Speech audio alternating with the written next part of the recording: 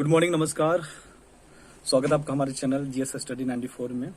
और दोस्तों, आज हम बात करेंगे स्वास्थ्य के अधिकार के बारे में। भारत जैसे देश में पहला एक ऐसा राजस्थान राज्य है जिसने इसे फंडामेंटल राइट्स में जगह दे दिया है। मतलब अब जो आपका स्वास्थ्य संबंधी किसी प्रकार की कोई समस्या होगी राजस्थान के अंदर, किसी भी नागरिक को उसका पूरा खर्चा राज्य सरकार वहन करेगी, उठाएगी। एक तरह से आप कह सकते हैं ये अपने आप में अन्य राज्यों के लिए एक मिसाल होगी। अब अन्य राज्य भी इससे प्रेरणा लेंगे, क्योंकि हमारे देश में वैसे भी स्थिति बहुत ही विकराल, बहुत ही दयनीय है। यदि स्वास्थ्य सेवाओं के बारे में यदि हम बात करें, बिहार जैसे राज्यों में, उत्तर प्रदेश जैसे राज्यों में, छत्तीसगढ़ जैसे राज्यों में, झारखंड जैसे राज्यों में आपने कभी कभार देखा होगा कि एक महिला साइकिल पे लाद के अपने पति को प्राथमिक स्वास्थ्य केंद्र पर ले जा रही है, तो कोई लड़की ठेले का सहारा लेकर अपनी माँ को सामुदायिक स्वास्थ्य केंद्र पर ले जा रही है।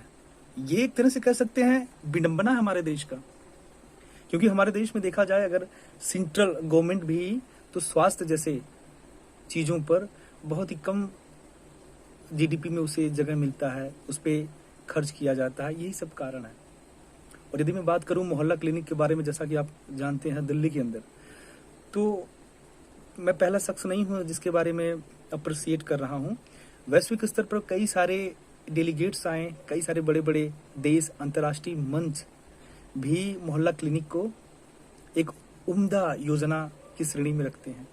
अब जानते हैं क्या होगा, अब अन्य राज्य भी इससे सीखेंगे। हालांकि कुछ लोग ये कह रहे हैं कि आने वाला जो चुनाव है, चाहे लोकसभा का हो, चाहे राज्यसभा के, चाहे लोकसभा को, चाहे वहां के विधानसभा का चुनाव हो, तो कहीं न कहीं वहां के लोगों को एक रिझाने का प्रयास किया जा रहा है। तो हाँ, तो क्यों नहीं किया जाएगा?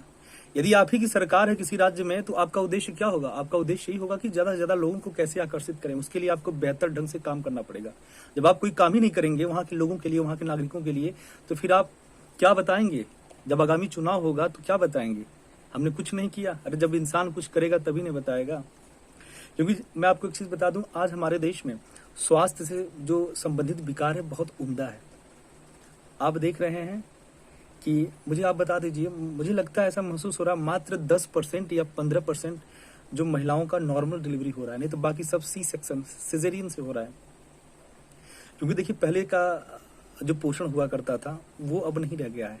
न पहले जैसी जो महिलाएं प्रेग्नेंट होने के बाद, प्रेगनेंसी कंसीव होने के बाद भी जिस प्रकार से वो फिजिकल एक्टिविटी करती थी, काम धंधा करती थी, चाहे शहर की महिला हो चाहे गांव की, अब वो चीजें धीरे धीरे खत्म हो रही हैं। मुझे लगता है कभी कभार शहरों से ज्यादा फैसिलिटीज तो गांव की औरतों को दे दी गई है। और वही कारण है कि गांव की तरफ तेजी से जिस प्रकार से दिल की बीमारियां नए लड़कों में हो रही है, डायबिटिक पेशेंट बढ़ रहे हैं, टाइप 1 टाइप 2 के, बैड कोलेस्ट्रॉल की मात्रा बढ़ रही है, जिस वजह से कभी कभार क्या होता है कि नसें दिमाग की फट जा रही हैं।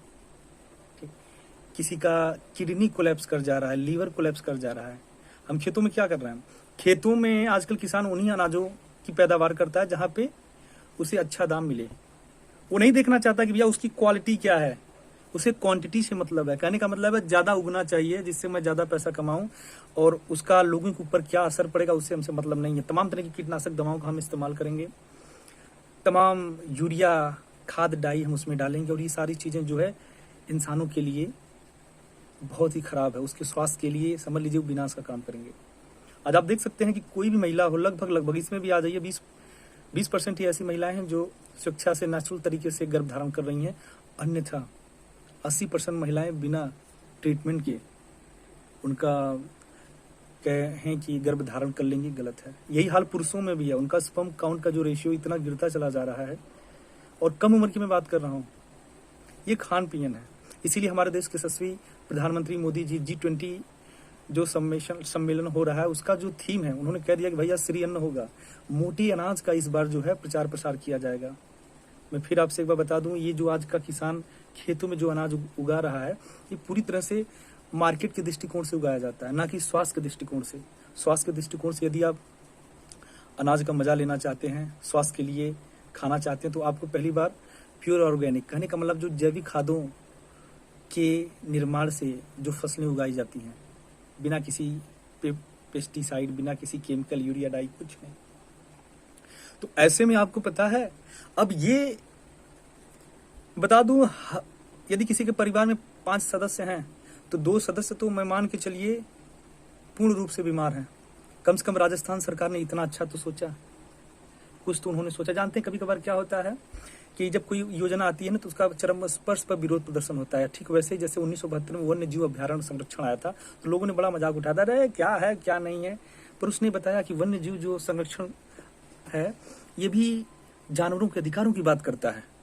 आज वही कारण है कि दोस्तों जब हाथियों के एक स्थान से दूसरे स्थान में एक पत्थर रुकावट आ रहा था तो 200 मीटर अंदर ही काट दिया गया कि हाथी एक जगह से दूसरी जगह चली जाएं, उन्हें किसी प्रकार का रुकावट ना महसूस हो। सोचिए, ये होता है किसी चीज को अधिकार देना। अब जितने, और हालांकि वहां के जो कुछ स्थानीय डॉक्टर हैं वो इसका विरोध कर रहे हैं, कह रहे हैं कि जो सरकार है हमारे प्रोफेशन पे, हमारे पेशे पे लात मार दी है। लात तो कुछ कोई नहीं मारा है, मैं आपको बता दूं। ऐसे तमाम तरह के गरीब परिवार हैं हमारे देश में जो एक वक्त की रोटी नहीं खा पाते हैं। तो ऐसे में यदि उनको कोई क्रोनिक या सीवियर कोई बीमारी हो गई, लीवर से संबंधित, किडनी से संबंधित, मैं आपको बता दूं 30 साल के बाद जैसे ही आप जाएंगे आगे, उसके बाद कोई ना कोई बीमारी आपको आएगी।